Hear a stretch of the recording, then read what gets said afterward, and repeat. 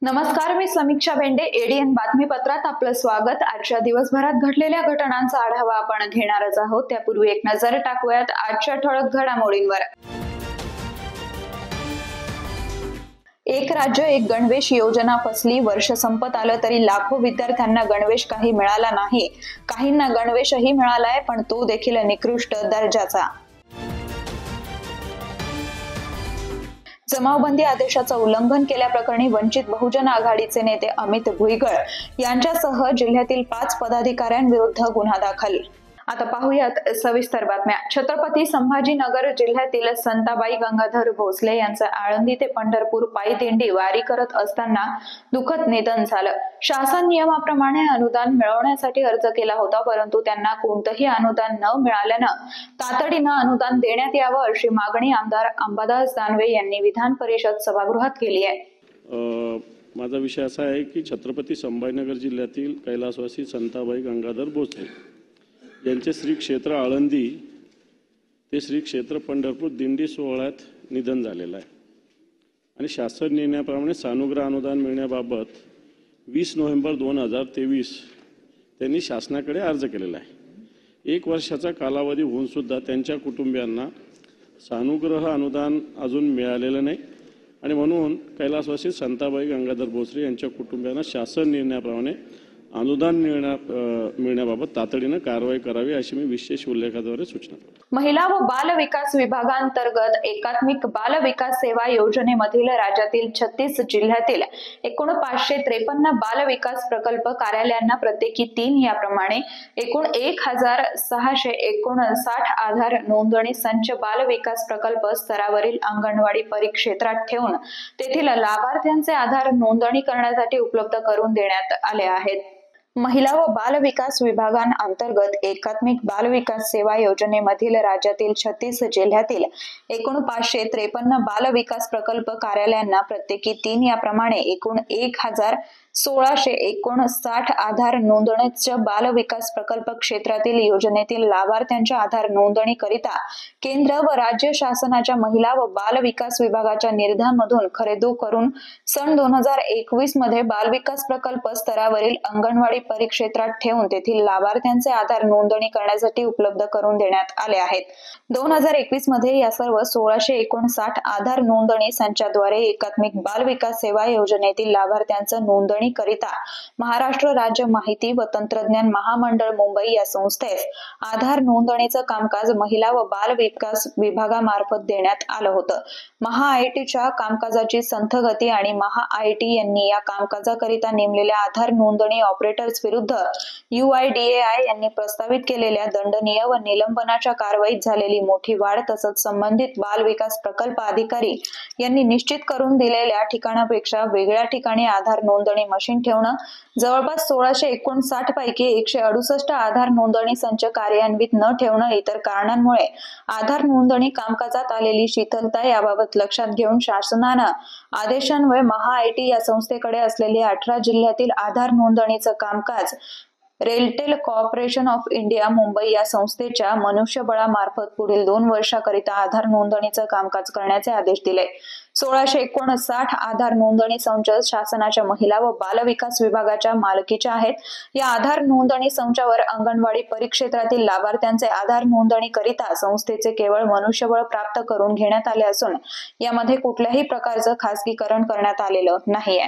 वंचित बहुजन आघाडीचे नेते अमित भुईगळ यांच्यासह जिल्ह्यातील 5 पदाधिकाऱ्यांविरुद्ध क्रांती चौक पोलिसांनी विनापरवाना आंदोलन करून पोलीस आयुक्तांच्या जमावबंदी कायद्याचं उल्लंघन केल्याप्रकरणी गुन्हा दाखल केला आहे. वंचित बहुजन आघाडीच्या या पदाधिकाऱ्यांनी गुरुवारी भागवत कराड यांच्या कार्यालयासमोर केंद्रीय गृहमंत्री अमित शहा यांची प्रतिकात्मक अंत्ययात्रा काढून दहन केलं होतं. वंचित बहुजन आघाडीचे नेते अमित भुईगळ यांच्यासह जिल्ह्यातील 5 पदाधिकाऱ्यांविरुद्ध क्रांती चौक पोलिसांनी विनापरवाना आंदोलन करून पोलीस आयुक्तांच्या जमावबंदी कायद्याचं उल्लंघन केल्याबद्दल गुन्हा दाखल केलाय।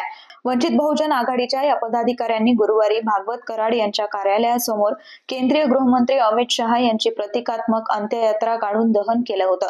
पोलीस अंमलदार भास्कर दामू नरवडे यांनी या प्रकरणात तक्रार दिली आहे। तक्रारीत असं म्हटलंय की केंद्रीय गृहमंत्री अमित शहा यांनी केलेल्या कथित वक्तव्याच्या विरोधात क्रांती चौक पोलीस ठाण्याच्या हद्दीत ठिकठिकाणी विविध राजकीय पक्ष संघटनांच्या वतीनं धरणे आंदोलन, आंबेडकरवादी अत्याचार कृती समितीतर्फे क्रांती चौक, भारतीय कम्युनिस्ट पक्षातर्फे पैठण गेट व भारतीय दलित कोबरातर्फे BSNL कार्यालय चौक, रोकडा हनुमान कॉलनी इथं निदर्शन आंदोलन करण्यात आलं होतं। त्यामुळे पोलीस बंदोबस्त तैनात केलेला होता। पोलीस अंमलदार भास्कर नरवडे, पोलीस अंमलदार अर्शद शेख हे सिल्लेखाना ते क्रांती चौक रोडच्या दिशेनं पेट्रोलिंग करत क्रांती चौक इथं वंचित बहुजन आघाडीच्या निदर्शन कार्यक्रमाला जात होते। त्यांना नूतन कॉलनीतील राज्यसभा खासदार भागवत कराड यांच्या कार्यालयासमोर वंचित बहुजन आघाडीचे पदाधिकारी कार्यकर्ते दुपारी 2:30च्या सुमारास आंदोलन करताना दिसले। पदाधिकारी अमित भुईगळ, सतीश गायकवाड, योगेश बन, सतीश शिंदे, संदीप कंठे व अन्य 2 ते 3 जण बेकायदेशीर जमा करून रस्त्यावर प्रतिकात्मक प्रेतयात्रा काढून मडके फोडून प्रतिकात्मक प्रेताचं दहन करून कार्यालयाच्या फलकास शाई लावण्याचा प्रयत्न करत होते। त्यांनी कोणतीही पूर्वसूचना न देता हे आंदोलन करून विविध घोषणा दिल्या। यामुळे पोलीस आयुक्तांच्या जमावबंदी आदेशाचं उल्लंघन झालं असं तक्रारीत म्हटलंय। अधिक तपास पोलीस निरीक्षक सुनील माने करतायत। रोटरी क्लबच्या वतीनं जयपूर फूट शिबिराचं आयोजन करण्यात आलं असून सदर शिबिरामध्ये सहभाग नोंदवण्यासाठी ऑनलाईन रजिस्ट्रेशन करण्याचं आवाहन आयोजकांच्या वतीनं करण्यात आलंय। याबाबत आयोजकांच्या वतीनं एडीएन सोबत बोलताना अधिक माहिती देण्यात आली आहे। नमस्कार, मी रोटेरियन स्वाती स्मार्ट, रोटरी परिवार औरंगाबाद आणि शेवगाव सिटी यांच्यातर्फे आणि रत्ननिधी चॅरिटेबल ट्रस्ट यांच्या संयुक्त विद्यमानं आम्ही औरंगाबादमध्ये जयपूर फूडचा कॅम्प घेत आहोत। आणखीन तो संपूर्ण मोफत असणार आहे। याच्यात गुडघ्याखालचे जे काय ज्यांचे पाय गेलेले असतील, आणखीन हात नसतील, तर त्या लोकांना मोफत हात आणखीन पाय मिळतील। याच्यामध्ये रत्ननिधी चॅरिटेबल ट्रस्ट आणि संपूर्ण औरंगाबाद रोटरी परिवार आणि शेवगाव असे सगळे सामील आहेत। हा कार्यक्रम जयस्वाल भवन येथे 10-11 जानेवारी रोजी सकाळी 9 ते 5 या वेळात होईल। ज्यांना गरज असेल त्यांनी यावं आणि जास्तीत जास्त लोकांपर्यंत हा मेसेज पोचवावा, म्हणजे ज्यांना गरज आहे त्यांना त्याचा फायदा होईल। धन्यवाद। नमस्कार, मी रोटेरियन सरिता लोणीकर। आपण औरंगाबादमध्ये संभाजीनगरमध्ये गेल्या वर्षापासून जयपूर फूड कॅम्प घेतच आहोत। तसंच यावर्षी पण 10 आणि 11 जानेवारीला आपण जयपूर फूड कॅम्प घेत आहोत आणि यामध्ये जास्तीत जास्त लाभार्थ्यांना इथे आपण उपलब्ध करून देणार आहोत। मॅडमनी सांगितले तसे हात आणि पाय, त्यासाठी एक रजिस्ट्रेशनसाठी आपण जे पोस्टर्स सगळीकडे लावलेले आहेत त्यावरती एक QR कोड आहे।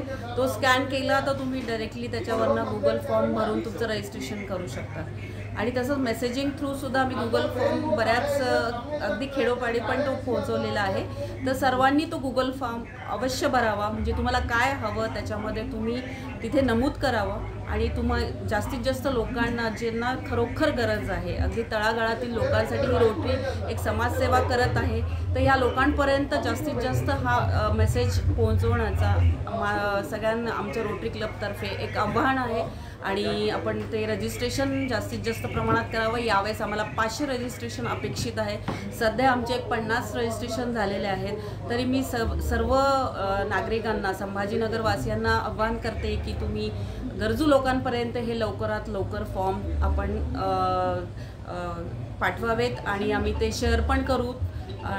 एडीएन न्यूजतर्फे आम्ही तो गुगल फॉर्म त्यांना शेअर करू, तर ते तुम्हाला शेअर करतील किंवा त्यांना कॉन्टॅक्ट केला तरी तुम्हाला मिळून जातील। स्पॉट रजिस्ट्रेशन पण आपलं असणार आहे, त्यामुळे ते पण टेन्शन नाही। तुम्हाला गुगल फॉर्म भरता नाही आला तर 10-11 तारखेला तुम्ही येऊन रजिस्ट्रेशन केलं तर हा पहिला कॅम्प अटेंड करा। नेक्स्ट एक पुढच्या वर्षी त्याचे मेजरमेंट घेतल्यानंतर दुसरा कॅम्प आपला होईल। अजूनही काही बातम्यांचा आढावा आपल्याला घ्यायचा आहे, मात्र वेळ झाली आहे छोट्याशा ब्रेकची। कुठेही जाऊ नका, पाहत रहा एडीएन।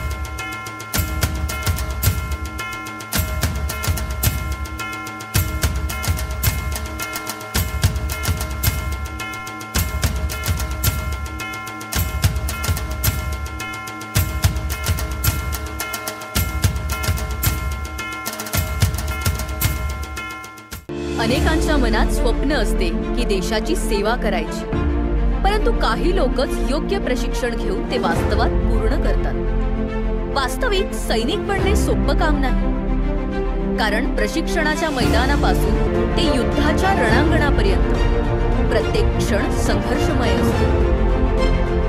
फक्त जो इमानदार, समजूतदार असेल आणि ज्याची इच्छाशक्ती प्रबळ असेल असाच व्यक्ती या क्षेत्रात टिकू शकतो। प्रत्येक वर्षी अनेक परीक्षार्थ्यांना यश प्राप्त होते, ते फक्त आणि फक्त गरुडचे अकॅडमी। पंख आम्ही देतो, उंच भरारी तुम्ही घ्या।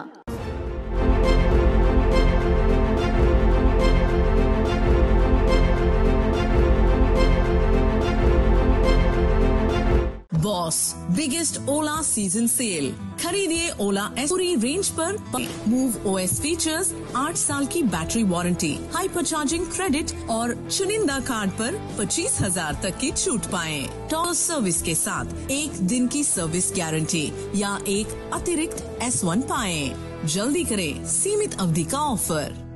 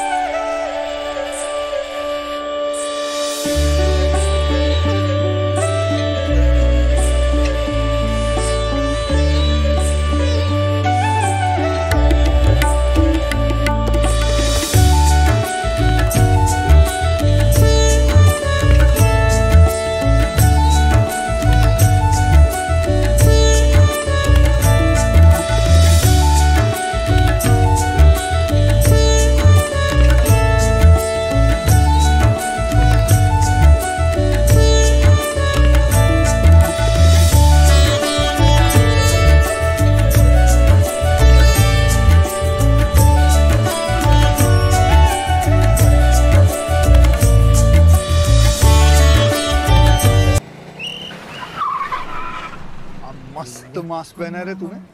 Thank you sir. वो जान बचाने के लिए पहनना पड़ता है ना सर। रेडीमेड है या टेलर मेड है? ऑनलाइन ऑर्डर किया है सर। एक और है ना सर। देना। बहुत मस्त लगे आपको। ये ना सर। सर ना भाई, जान बचाने के लिए बाइक चलाते वक्त सिर्फ खोपड़े पे मास्क पहनेगा तो खोपड़े को कौन बचाएगा? समझ गया सर। हेलमेट ऑनलाइन ऑर्डर कर, वरना हमेशा के लिए ऑफलाइन हो सकता है। Okay sir. ये ले। चल हम ये भी ऑनलाइन भर दे। हेलमेट पहने, ट्रैफिक नियमों का पालन करे, जिंदगी के सफर को सुरक्षित रखे।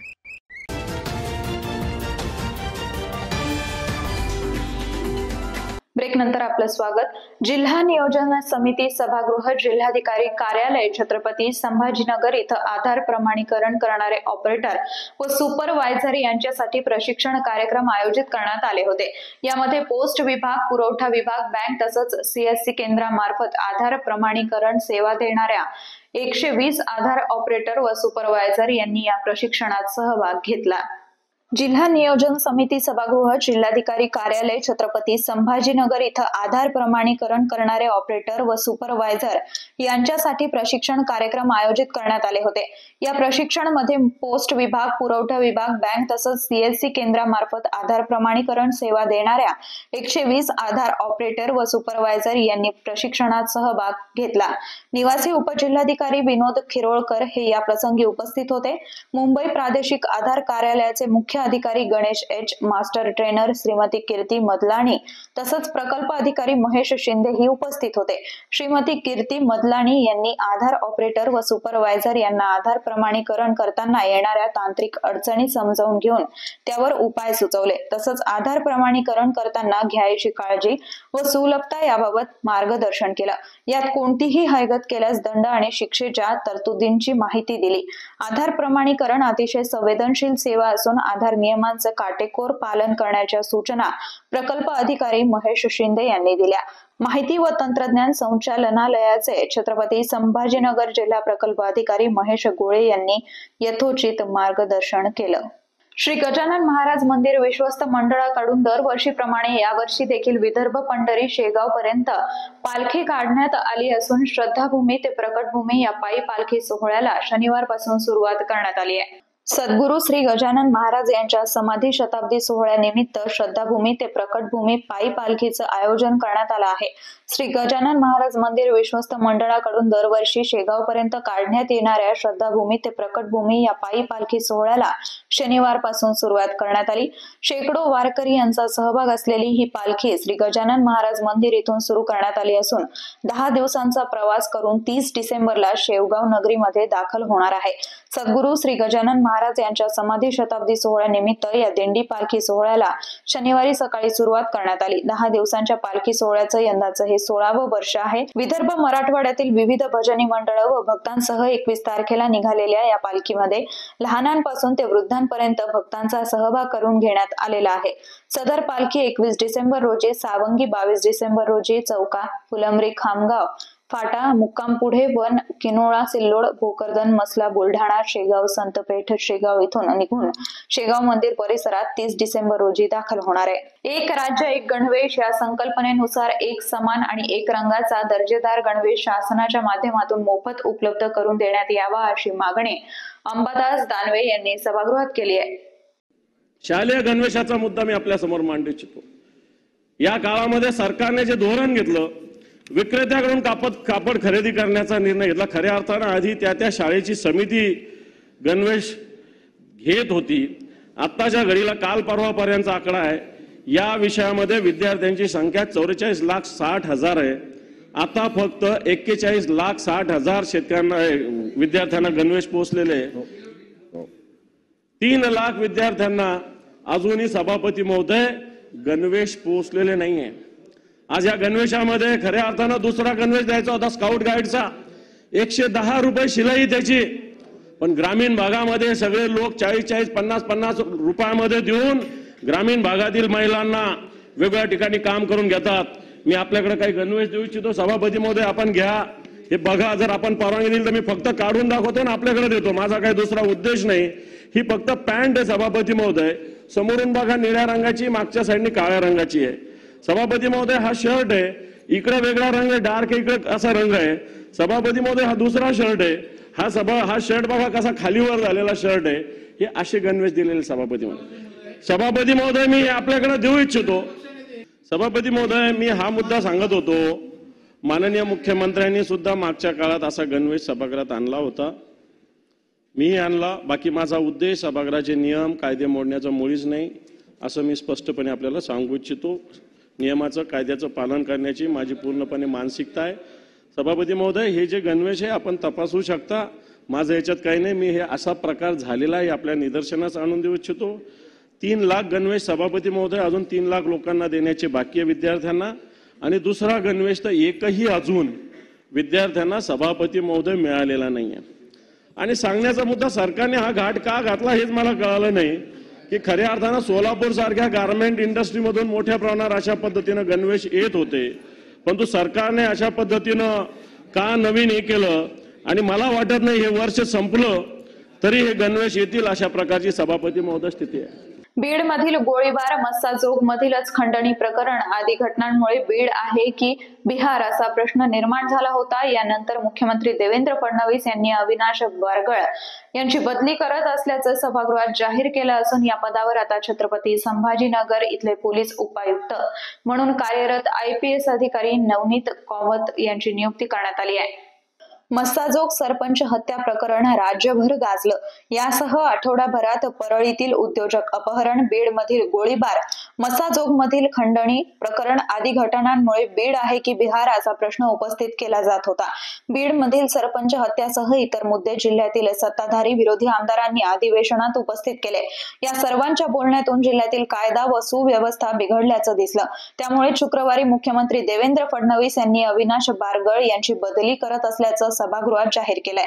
या पदावर आता छत्रपती संभाजीनगर इथं पोलीस उपआयुक्त म्हणून कार्यरत IPS अधिकारी नवनीत कौवत यांची नियुक्ती करण्यात आली आहे, तर बारगळ यांची नियुक्तीचे आदेश नंतर निघणार असल्याची माहिती आहे।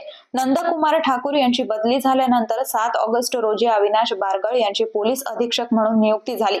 पदभार घेताच त्यांनी अनेक मोहीम राबवत जिल्ह्यातील गुन्हेगारांमध्ये वचक निर्माण केला। विधानसभा निवडणूक अनुषंगाने अनेक प्रतिबंधात्मक कारवायाही केल्या, परंतु निवडणुकीनंतर जिल्ह्यात सामाजिक सलोखा बिघडत गेला। पोलिसांनी राजकीय दबावापोटी काही खोटे गुन्हे दाखल केल्याचा आरोप जिल्ह्यातील आमदारांनी केलाय। त्यानंतर लगेच केज तालुक्यातील मस्साजोग येथील सरपंच संतोष देशमुख यांचं अपहरण करून खून करण्यात आला। त्या पाठोपाठ लगेच बीड शहरात गोळीबार झाला। परळीत अमोल दुबे या उद्योजकाचं अपहरण झालं। त्यानंतर मस्साजोग मधील पवनचक्की कंपनीच्या अधिकाऱ्याला 2 कोटींची खंडणी मागण्यात आली। यात धनंजय मुंडे यांचे निकटवर्तीय वाल्मिक कराड यांचं नाव आहे। या सर्व घटनांमुळे जिल्ह्यातील कायदा व सुव्यवस्थेचा प्रश्न ऐरणीवर आला होता। हे सर्व मुद्दे हिवाळी अधिवेशनात गाजले। सत्ताधारी आणि विरोधी आमदारांनी या सर्व प्रकरणावर आवाज उठवला। हे सर्व पाहून मुख्यमंत्री देवेंद्र फडणवीस यांनी बारगळ यांची बदली करत असल्याचं सभागृहात जाहीर केलं। त्यामुळे आता नवनियुक्त पोलीस अधीक्षक नवनीत कौवत यांच्या समोर जिल्ह्याची कायदा व सुव्यवस्था अबाधित राखण्याचं मोठं आव्हान असणार आहे। शेवटी परत एकदा एक नजर टाकूयात आजच्या ठळक घडामोडींवर। एक राज्य एक गणवेश योजना फसली। वर्ष संपत आलं तरी लाखो विद्यार्थ्यांना गणवेश काही मिळाला नाही। काहींना गणवेशही मिळालाय, पण तो देखील निकृष्ट दर्जाचा। जमावबंदी आदेशाचं उल्लंघन केल्याप्रकरणी वंचित बहुजन आघाडीचे नेते अमित भुईगळ यांच्यासह जिल्ह्यातील 5 पदाधिकाऱ्यांविरुद्ध गुन्हा दाखल। याचबरोबर हे बातमीपत्र इथेच संपलं। पुन्हा भेटूयात पुढील बातमीपत्रात। तोपर्यंत पाहत रहा आपल्या हक्काचं बातमीपत्र ADN।